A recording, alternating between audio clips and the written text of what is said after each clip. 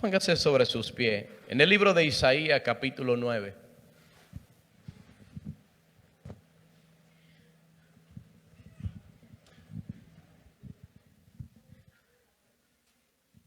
Uno a veces aprende mucho de los hijos. Están tensos. En el libro de Isaías, capítulo 9, verso 1. Yo quiero cerrar, por así decirlo, hoy con la serie Caminando con Cristo. Pero le prometo a los que quieran que en el canal de YouTube que tengo, a partir de enero le voy a dar seguimiento a esta serie. Si usted quiere continuar aprendiendo, escuchando lo que es la serie Caminando con Cristo, vaya, a partir de enero yo me comprometo de darle por lo menos una vez a la semana un capítulo de esta serie. Estamos en el número 6 hoy. Pero para la congregación, pues hoy vamos a culminar con esta serie, cerrando con broche de oro, pero en enero continuamos a través del canal de YouTube con la serie Caminando con Cristo.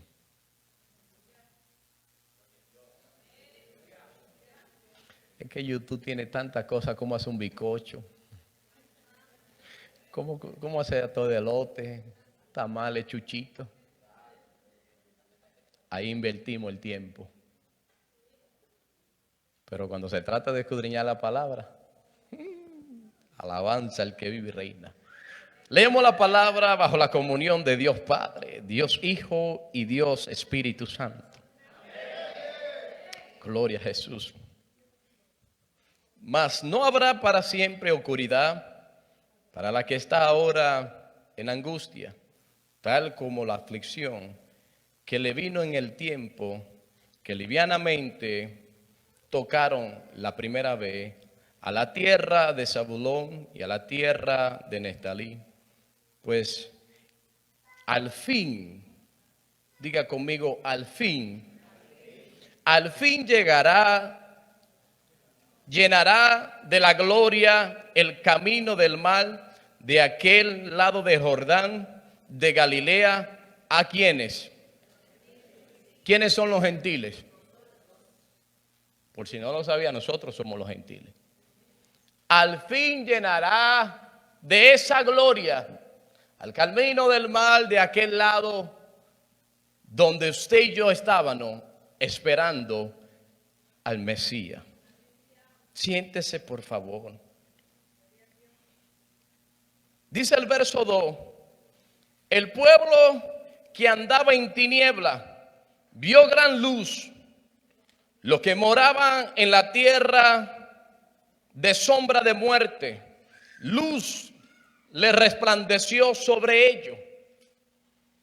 Está hablando de un pueblo llamado los gentiles, donde vivían en tiniebla y en oscuridad, donde no tenían esperanza. Pero el verso 2 me llama la atención. El pueblo que andaba en tiniebla vio una gran luz. Los que moraban en tierra de sombra de muerte, luz le resplandeció sobre ellos. Y multiplicaste a la gente y aumentaste la alegría. Se alegrarán delante de ti, como se alegran en la siega, como se gozan cuando reparten los despojos. Nosotros hoy nos estamos alegrando como los campesinos se alegraban cuando llegaba el tiempo de la cosecha. ¿Y por qué yo empecé acá si estoy hablando de la serie Caminando con Cristo? Esto es un cumplimiento de una profecía mesaica. El Mesías estaba anunciando un avenimiento. Y hoy quiero hablarle del cuartel general de Jesús. Estamos hablando caminando con Cristo, pero hoy quiero enfocarme en una fortaleza, un cuartel general que Jesús tenía. ¿Sabía usted que Jesús tenía un lugar donde comenzó a entrenar a aquellos hombres que llamó. ¿Saben qué ciudad era? Eso me gusta. ¿En qué ciudad tenía Jesucristo el cuartel general? Esa es la tarea hasta que yo llegue ahí para usted. Jesucristo era la luz que le iba a resplandecer a los gentiles. El profeta Isaías está profetizando el avenimiento del Mesías. Está hablando de aquel hombre que un día iba a llegar y cuando llegara la luz le iba a resplandecer al pueblo gentile que eran nosotros. Pero ahora yo quiero, para que usted y yo podamos entender lo que estoy hablando de una profecía del Mesías que se le daría cumplimiento en el libro de Mateo, en el capítulo 4, en el verso 12. Esto que se profetizó miles de años, ahora, caminando con Cristo, aquí está el cumplimiento de esa profecía del profeta Isaías. Cuando Jesús oyó que Juan estaba preso, volvió a Galilea y dejando a Nazaret, vino y habitó en Capernaum, ciudad marítima, en la región de Zabulón y de ¿dónde? Y de Neftalí. ¿Qué fue lo que dijo el profeta que leímos en Isaías? Al pueblo que estaba morando en oscuridad y en tiniebla de muerte, una gran luz le resplandeció a la ciudad de Zabulón y de Neftalí. Ahora Jesús escucha que Juan el Bautista está preso y no se va a la ciudad de donde él es, de Nazaret. Él se va a la ciudad de Capernaum, a la orilla del mar de Galilea, donde está la ciudad de dos tribus, de Zabulón y de Neftalí. Pero ahora comienza a alumbrar la luz de Cristo a los gentiles. Ahora comienza a alumbrar la luz de Cristo. Estaba en tiniebla. Dice el verso 14, para que se cumpliera lo dicho por el profeta cuando dijo: tierra de Zabulón y tierra de Neftalí, camino del mar al otro lado del Jordán, de Galilea, de los gentiles. Y el pueblo asentado en tiniebla vio gran luz, y a los asentados en la región de sombra de muerte, la luz le resplandeció. Y está hablando de Jesucristo. Y mire qué dice el verso 17. Desde entonces comenzó Jesucristo a predicar y a decir: arrepentido, porque el reino de los cielos.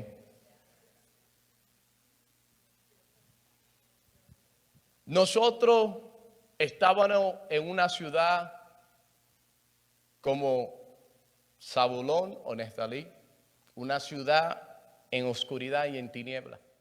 Pero de repente llegó Jesucristo y una gran luz alumbró mi vida. Y los que estábamos en tiniebla ahora estamos en la luz. Aquí comienza el ministerio de Jesús. Aquí comienza Jesucristo a predicar después que sale del desierto. ¿Se acuerda que en el domingo pasado estuvimos hablando de la tentación en el desierto? Cuando sale y es llevado por el Espíritu del desierto, ahora es traído en el poder del Espíritu. Y aquí empieza el ministerio de Jesús. Aquí comienza Jesús, el ministerio profético, mesiánico, el cumplimiento de la promesa que se había profetizado en Isaías. Pero ¿sabe lo que me llama la atención? Que este cumplimiento viene con unas añadiduras. Dígale al que está a su lado: prepárate, tú eres parte de la añadidura.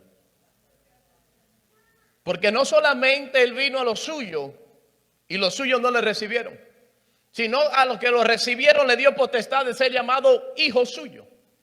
Y él comenzó a predicar, no en Belén, no en Jerusalén. Él comenzó a predicar en una ciudad que estaba alrededor del mar de Galilea, donde había un rechazo, donde había muchos gentiles, donde había mucho pecado.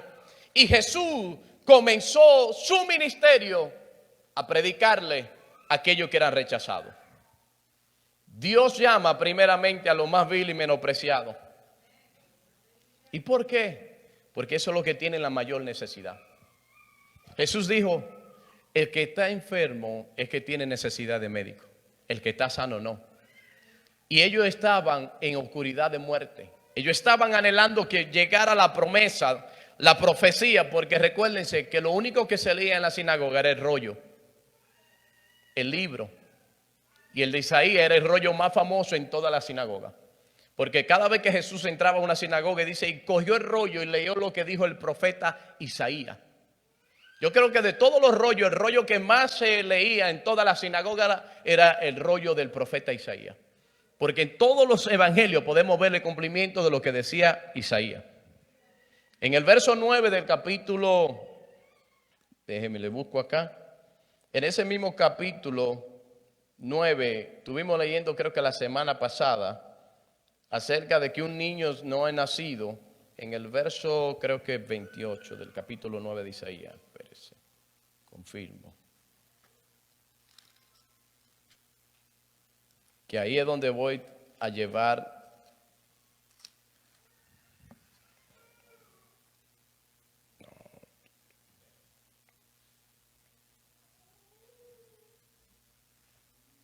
santo, alábale si puede. Tengo ese apunte por ahí en algún lado, desapareció de mi agenda. Pero estuve hablando de él en la semana pasada, que en ese mismo capítulo, el versículo 6, el verso 6 del capítulo 9 de Isaías que estuvimos leyendo, porque un niño no es nacido, hijo no es dado, el principado sobre sus hombros, y se llamará su nombre admirable, consejero, Dios fuerte, Padre eterno, príncipe de paz. Y aquí es donde quiero enfocarme. Una profecía más cumplida por el profeta Isaías cuando Jesús nace. Pero ahora yo quiero hablarle acerca de la paz. ¿Qué significa la palabra shalom para usted?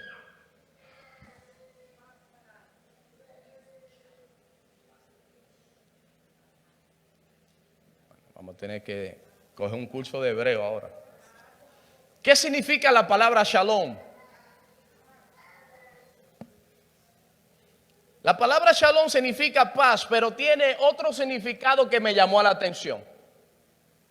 Significa plenitud, esencia. Y cuando Jesús llegó a la ciudad de Netalí, a la ciudad de Zabulón, en Capernaum, llegó la paz de Dios, llegó el shalom de Dios, la plenitud, la manifestación del cumplimiento profético. Muchos de nosotros no llegó la paz de Dios a nuestras vidas. ¿Y sabía usted que la Biblia dice, mi paz os doy, mi paz os dejo? Yo no la doy como el mundo la da. No se turbe vuestro corazón, ni tenga miedo. Lo que Él está diciendo, yo le estoy dando mi plenitud, mi manifestación. Pero Jesús formó una escuadra, formó un ejército en la ciudad de Capernaum. Capernaum era una ciudad, imaginaos ustedes, Rhode Island. Dentro de todos los Estados Unidos, Rhode Island es el estado más pequeño. Yo he ido a otros estados y me pregunta, ¿de dónde tú eres? Y cuando le digo Rhode Island, se arrancan la cabeza, Rhode Island, y se ponen a pensar como que yo le dije algo que no está fuera de los Estados Unidos. Y cuando lo veo pensativo le digo, está al lado de Boston, Massachusetts. Oh, yeah. Porque Boston es conocido, pero Rhode Island nadie lo conoce. Es el estado más pequeño.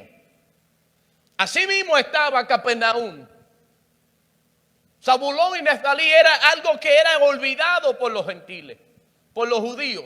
Ahí vivían gentiles, vivían personas, era una ciudad marítima, donde venían muchos barcos, muchos botes, donde se hacían mucho comercio, donde se cobraba impuestos. Y aquí el Señor le plació formar su cárcel o su estrategia para trabajar con sus discípulos, su canal que Dios usó para llamar a sus discípulos, fue aquí. Aquí empieza el ministerio de hacer discípulos. En las gangas, en los proyectos, en la calle, es que Dios nos manda a llamar a los discípulos. ¿Alguien me escuchó? Jesús no fue donde estaban los intelectuales, donde estaban aquellas personas, los rabinos, eruditos, donde estaban los maestros de la ley. Él se fue a una ciudad imaginada de Dios donde nadie pensaba, y allí formó un escuadrón de hombres, una fortaleza. ¿Y sabía usted que Jesús vivió en Capernaum?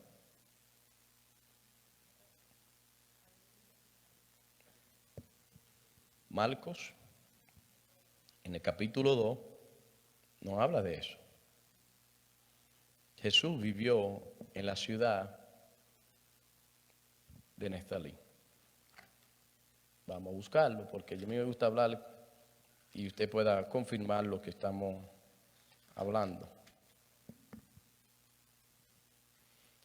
Marcos capítulo 2, verso 1. Entró Jesús otra vez a Capernaum después de algunos días. Entró, ¿qué fue? Se fue a dar una vueltecita, pero volvió de nuevo donde tenía su cuartel general, su fortaleza, y volvió otra vez después de algunos días, y se oyó que él estaba ¿dónde? Significa que ahí vivía. Él estaba en casa. En una ciudad donde todo el mundo la rechazó, Jesús hizo su casa. Pero Jesús dijo en una ocasión, las aves tienen nido, las zorras tienen guarida, pero el Hijo del Hombre no tiene donde recostar su cabeza. Y usted dirá, pero eso es contradictorio. No, después que Jesús salió de esa área donde escogió el equipo de hombres que iba a trabajar con él, ya Jesús no tuvo un sitio fijo. Él anduvo tamolando, predicando, donde le abrieran la puerta, donde lo rechazaba se iba. ¿Sabía usted que a Jesús lo rechazaron en ciudades? La ciudad de los Gadarenos. En Samaria no quisieron rentarle una habitación antes de la Pascua cuando íbamos al templo. Y Juan y Jacobo dijo, ¿quiere que ore para que le mande fuego y lo mate a todos? Cuidado con los Jacobo y los Juan. Jesús le dijo, ustedes no saben de qué espíritu sois. Porque lo que queremos es que lo amen, no que lo destruyan. Si alguien no te abre la puerta como tú le esperas, no ore para que le vaya mal. Órale para que Dios lo bendiga. ¿Estamos aquí? Jesús llevó la luz a este pueblo. Y me llama la atención que en este cuartel Jesús comienza a llamar sus hombres. Dile al que está a tu lado, necesita gente que se alineen a la visión. Jesús llamó a sus discípulos. Y cuando Jesús llamó a sus discípulos, todos los discípulos que Jesús comienza a llamar, Él comienza en este versículo 17 en adelante del capítulo 4 de Mateo, que Jesús comenzó a predicar, el reino de los cielos se ha acercado. Es tiempo de arrepentirnos y de comenzar a entender que la luz que estaba supuesta a resplandecer acaba de llegar. Y por eso Él dice, arrepentidos y convertidos de vuestros pecados. Pero inicia en el verso 18 y dice, andando Jesús junto al mar de Galilea, vio a dos hermanos, a Simón llamado Pedro y a Andrés su hermano, que echaban la red en el mar porque eran pecadores. Nunca el ministerio que Dios pone en tu mano va a crecer si no pone las personas correctas a tu lado. Se lo explico. Usted, va a usar el hermano Josué que tiene un taller. El hermano Josué tiene empleados con él. Pero imagínense Josué teniendo 3 empleados en su taller, 5, 10 empleados, pero que todo trabaje a los puestos que él está brindando al cliente. Él está dando un servicio de excelencia. Él está dando a su negocio lo mejor. Pero los que trabajan con él está haciendo todo lo contrario. ¿Qué usted cree que va a pasar al final? O Josué lo despide o trata de alinearlo a la visión como dueño. ¿Sabe qué hizo Jesús? Llamó a los pecadores y le dijo, ya no serán pecadores de hombre. Ahora yo lo voy a hacer pecadores de... No serán pecadores de especie, ahora serán pecadores de hombre. Y comenzó a instruirlo a lo que es el reino de Dios. Nosotros, hasta que no aprendamos a cambiar el vocabulario del mundo al vocabulario del reino, hasta que no cambiemos la mente del mundo a la mente del reino, hasta que no caminemos como camina la realeza. Ustedes me han visto saludando a algunos. Los jóvenes siempre me ven. Y muchos me preguntan, pastor, ¿por qué le hace eso? Es que en la realeza usted no ve, ¡hey! ¿Cómo está? No. Hay protocolo en la realeza. El igual en el reino de Dios hay protocolo como nosotros debemos de hablar, de caminar, de expresar, de amar. El reino de Dios tiene sus propias reglas y sus propias normas. ¿Alguien está aquí conmigo? Por eso Jesús le dijo, arrepentido y convertido porque el reino de los cielos se ha acercado. Y mire a quién llamó. Al problemático fue el primero que llamó.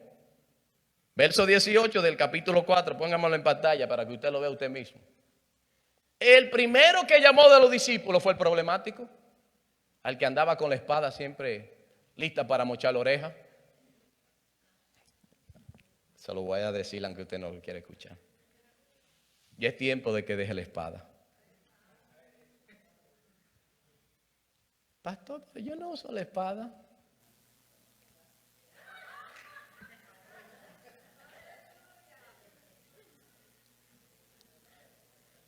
Yo sé que algunos no me miraron, pero gloria a Dios. Los que están a través de la transmisión los bendigo. La espada más fuerte que tenemos es la lengua. Con ella podemos dar vida y con ella podemos matar. La lengua puede encender un fuego e incluso inflamar la rueda de la creación. Usted puede con su lengua darle vida al hermano y levantarlo y decirle, yo sé que está pasando por un momento difícil. Yo sé que caíste, yo sé que pecaste, pero Dios te va a levantar. Ten fe, ten ánimo. Vamos a orar juntos, vamos a caminar juntos porque el Señor lo puede hacer. Usted le está dando vida con su lengua. No le voy a dar el otro ejemplo, usted lo está esperando que yo lo voy a dar, yo no lo voy a decir. No, por favor, no sea así. No me metan en problemas. Con su lengua usted le puede decir al hermano, ay, que, esos dominicanos se creen. Ese morenito, ¿qué es lo que él piensa? Y así suavecito. ¿Qué es lo que se cree el pastor? Hijo de Dios. Siervo del Dios Altísimo. Por su misericordia y por su amor. Usted puede matarle hasta la confianza a un hermano de otro hermano con un comentario, sin ser verdadero. Si yo digo que voy a usar al hermano Manuel, ¿me permite usarlo, Manuel? Sí, porque hay que pedir permiso cuando son ejemplos así extremos. Si Manuel es un ladrón, eso es un ejemplo, señores, por eso le pedí permiso. Y yo me enteré del robo de Manuel, pero el profe tiene una perspectiva diferente de Manuel, lo ve como un hombre de Dios, como un ministro del Señor. Pero aquí hay un triángulo. Yo sé lo que hizo Manuel, el profe no lo sabe. Yo tengo la capacidad de poder dañar la mente del profe para que deje de mirar a Manuel como lo está mirando ahora, con un simple comentario. También tengo la capacidad de acercarme a Manuel y orar con Manuel y decirle, Manuel, lo que está haciendo está mal. Cambia tu manera de vivir. Jesús lo que hizo que llamó hombre del vulgo, hombre pescador, hombre que quizás no tenían aquellas cualidades para ser discípulo de Jesús. Pero no fueron los hombres que de la noche a la mañana ya estaban predicando en un altar. Le tomó 3 años al Señor para discipular sus discípulos. Y muchas de las prédicas, ellos le preguntaban, ¿qué significa esto? Porque no lo entendían. Y escuchamos lo que tuvimos en el estudio el jueves pasado. Uno de los versículos que me tocó a mí era que no sabían lo que decía el Señor, pero tenían temor de preguntarle al maestro. ¿Qué significa?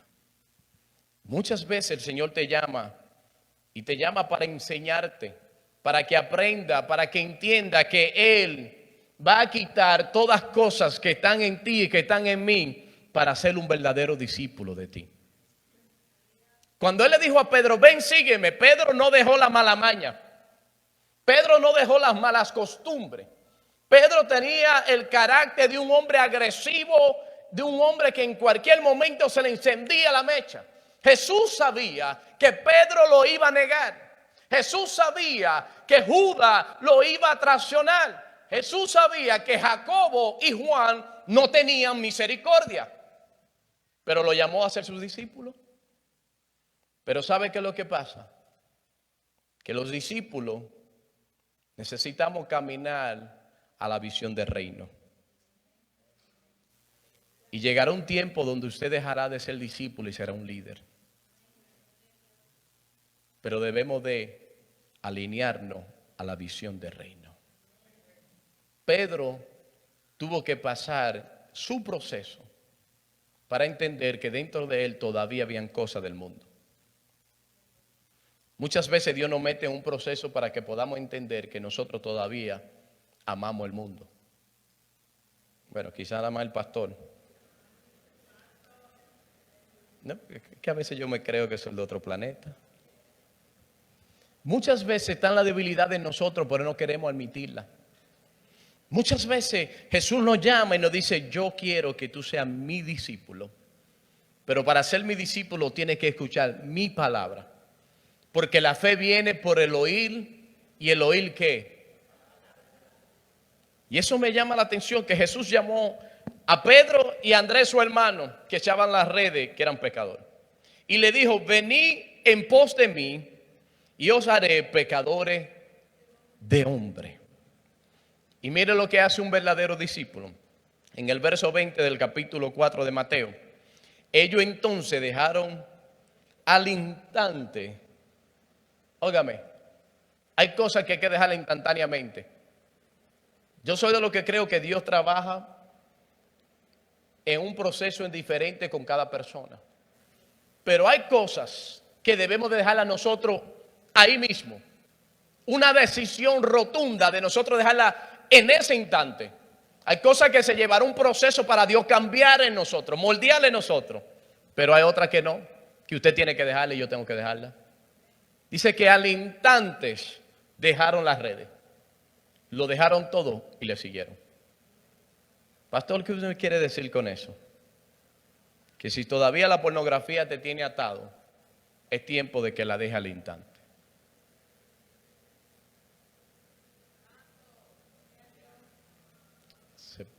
¿Se escuchó?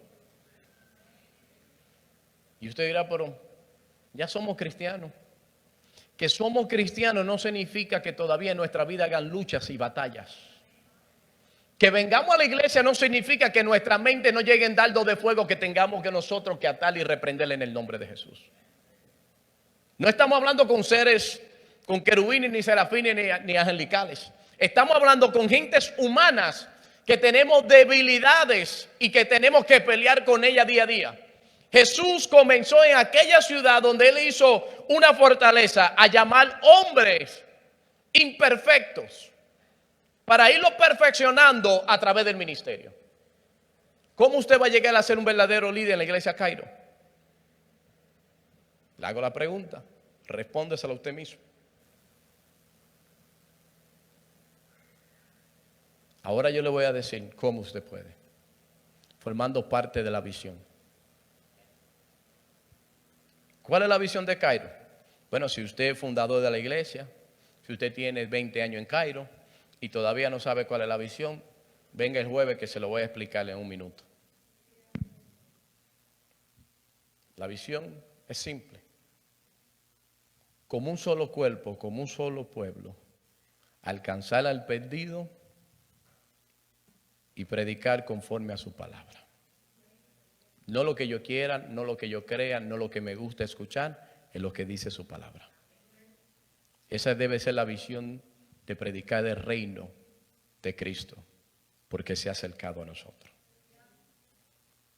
Pero a mí me dice la palabra aquí en el verso 21, pasando de allí, vio a otros dos hermanos, a Jacobo, hijo de Zebedeo, y a Juan su hermano, en la barca, con Zebedeo su padre, que remendaban las redes, y también lo llamó. Me llama la atención que Jesús va llamando personas que no saben nada que lo que es el reino de Dios. Jesús tenía que llamar a los escribas y fariseos. Él tenía que llamar a los levitas, a los sacerdotes, porque ellos conocían la Torá, ellos conocían las leyes mosaicas, ellos practicaban la religión. Pero él se fue a una ciudad donde estaban los gentiles, para que se cumpliera la profecía del profeta Isaías, que aquella ciudad que estaba en la tiniebla les resplandeció la luz, y que se gozaron como se gozan los campesinos en el tiempo de las cosechas, y que se alegraron como se alegran cuando están repartiendo el botín. Ahora, ¿usted se está alegrando cuando Jesús vino a su corazón? ¿O vivimos una vida más amargada que la que vivíamos antes?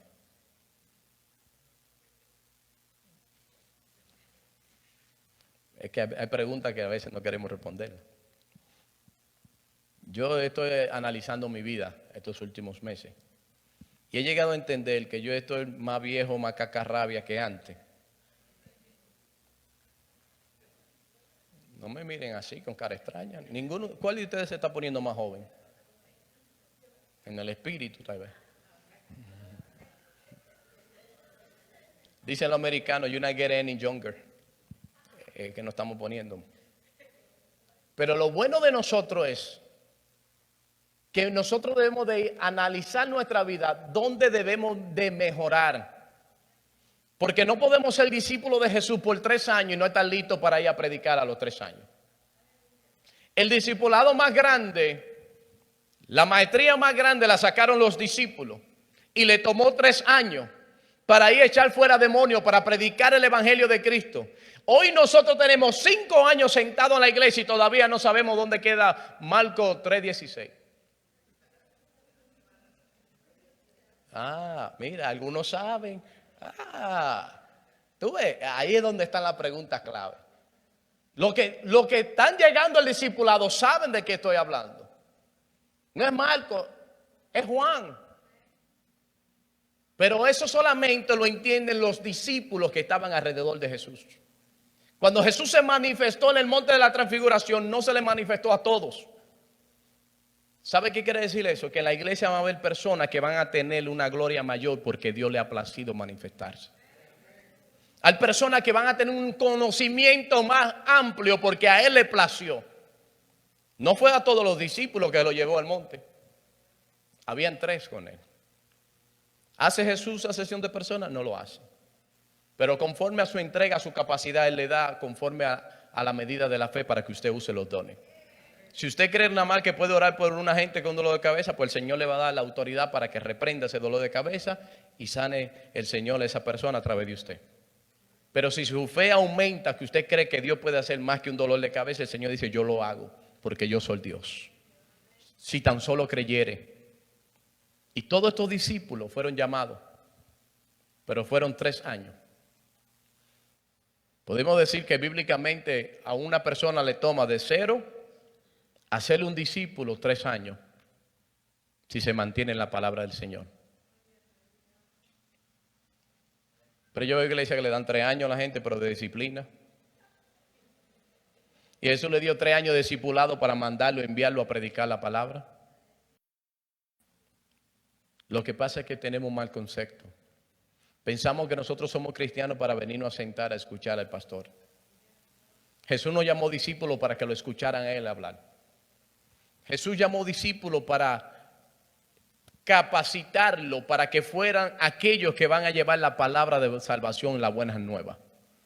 En Cairo lo único que queremos es capacitar personas para cuando usted salga de aquí en su escuela le predique a los demás.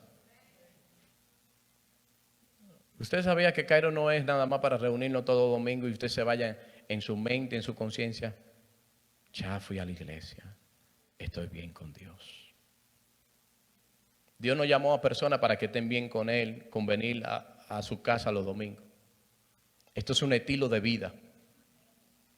¿Se me fueron? Esto es un estilo de vida. Y los discípulos vivieron lo que era la agonía con Jesús. Los discípulos vivieron la gloria. Y ya cerrando, viendo que Jesús llamó a sus 12 discípulos. Uno lo iba a negar, el otro lo iba a vender, los otros lo iban a dejar solo. Pero Jesús nunca lo rechazó. No rechace a su hermano, que ese puede ser su discípulo. Es el que puede orar por usted. Es el que podrá un día levantarlo cuando usted carga. Espero en el Señor que no cargamos ninguno. Pero qué bueno cuando hay una mano amiga que te puede levantar. Jesús en un momento estaba afligido y le dijo: quiero que oren por mí. Y se fue a orar en el monte Getsemaní. Dice la Biblia que cuando oraba, su sudor era como gotas de sangre. Y gemía y clamaba en delante de la presencia. Le dijo: Padre, si es necesario, pasa de mí esta copa. Pero que no se haga como yo quiero, sino que se haga tu voluntad. Llegará un momento donde queremos tirar la toalla. Y le queremos decir al Señor: pasa de mí esta copa. Pero cuando entendemos que es la voluntad de Dios la que permanece, no nuestra voluntad, entonces le decimos que no se haga mi voluntad, sino tu voluntad. En el capítulo 5 del mismo libro de Mateo, quiero leer unos versos para culminar. Viendo la multitud, subió al monte y sentándose, cuando vieron a él, todos sus discípulos comenzaron a entender qué es lo que era el llamamiento del advenimiento de Cristo. Y abriendo su boca le enseñaba diciendo: bienaventurados los pobres en espíritu, porque de ellos es el reino de los cielos. Bienaventurados los que lloran, porque ellos recibirán consolación. Bienaventurados los mansos, porque ellos recibirán la tierra por heredad. Bienaventurados los que tienen hambre y sed de justicia, porque ellos serán saciados. Bienaventurados los misericordiosos, porque ellos alcanzarán misericordia. Bienaventurados los limpios de corazón, porque ellos verán a Dios. Bienaventurados los pacificadores, porque ellos serán llamados hijos de Dios. Bienaventurados los que padecen persecución por causa de la justicia, porque de ellos es el reino de los cielos. Bienaventurados sois cuando por mi causa os vituperen y os persigan y digan toda clase de mal contra vosotros. La parte clave: mintiendo. Pueden decir todo lo que digan de usted, siempre y cuando estén mintiendo, usted es bienaventurado. Gozaos y alegraos, porque vuestro galardón es grande en los cielos, porque así persiguieron a los profetas que fueron antes que vosotros. Jesús lo único que vino a enseñarle, que el que seguía el reino que se había acercado iba a tener recompensa de la bienaventuranza, que iban a haber pobres en espíritu, que iban a haber pacificadores, que iban a haber personas que tenían hambre y sed de justicia. ¿Y cuántas personas no están clamando para que se haga justicia por cosas que han sido injustas en la vida de nosotros? Usted es bienaventurado. Yo quiero que se ponga sobre sus pies, por favor.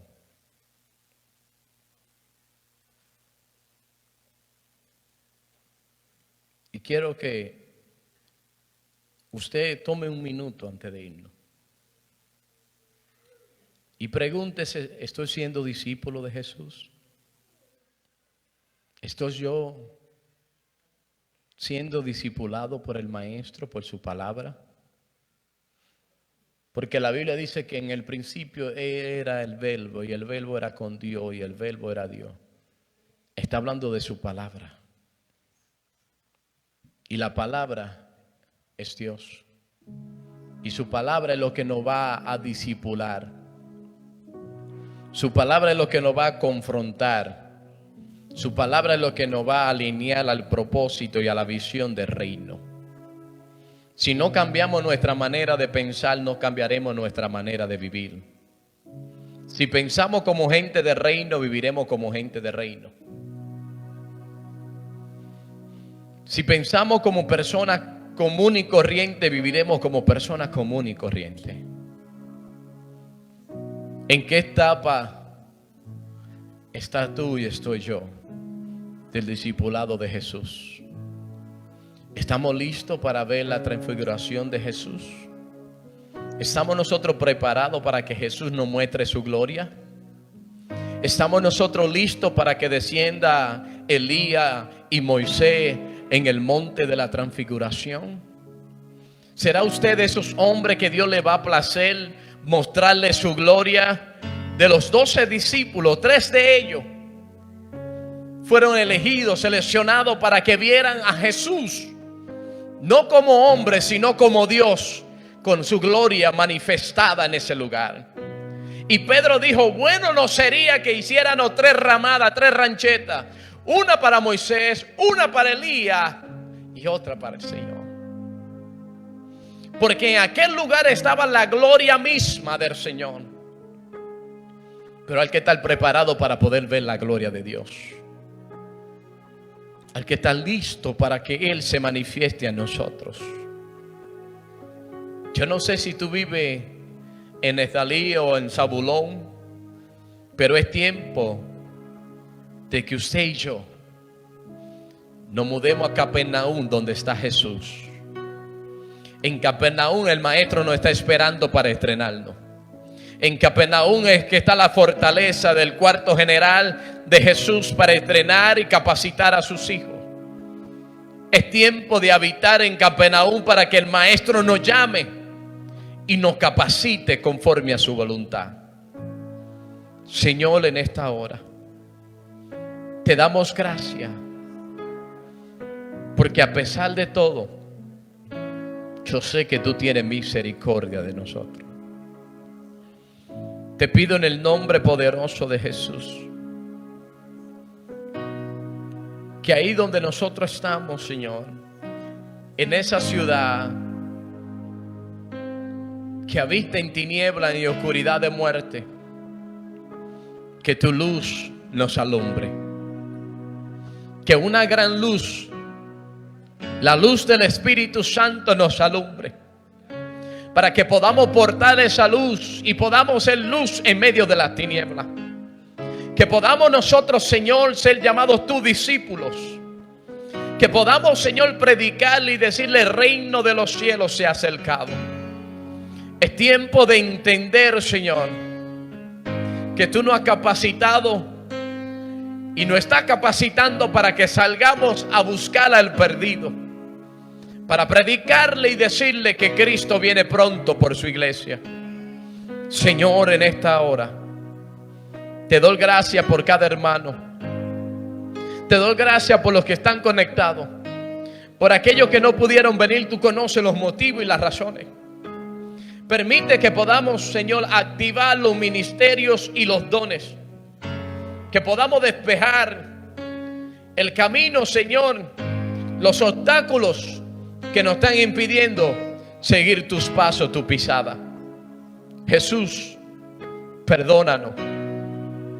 Si te hemos negado como Pedro, perdónanos. Si te hemos negado con nuestra actitud, perdónanos. Si te hemos vendido como Judas, perdónanos. Si te hemos dejado como los demás discípulos, perdónanos, Dios. Hoy queremos que nos enseñe a ser bienaventurado, a tener hambre y sed de ti, oh Dios. Gracias por esta mañana. Gracias por cada hermano, Señor, cada familia representada. Oro en el nombre de Jesús para que bendiga los ministerios, los dones que están en cada uno de tus hijos, Señor. Aviva el fuego, el don en cada uno de nosotros. Toma el control de cada familia. Bendice cada empresa, cada negocio de esta casa. Y los que tienen planes de emprender uno, Señor, ábrele puerta, dale estrategia, sabiduría. Ayúdanos, Señor, a permanecer fiel a tu palabra. Que durante la semana podamos, Señor, predicar tu evangelio. Que podamos modelar el liderazgo en todo momento. Que podamos, Señor, gritar a voz de cuello que tú vives, que tú sanas y que tú vienes pronto por tu iglesia. Señor, lo vamos a despedir de este lugar, pero jamás de tu presencia. Llévanos en ala de tu espíritu. Guárdanos y danos la fuerza para mantenernos firmes hasta que tú llegues o vayamos a tu presencia. Nos vamos bajo la comunión de Dios Padre, Dios Hijo y Dios Espíritu Santo. Y la iglesia que va para el cielo dice: dale un fuerte aplauso al Padre, al Hijo y al Espíritu Santo de Dios.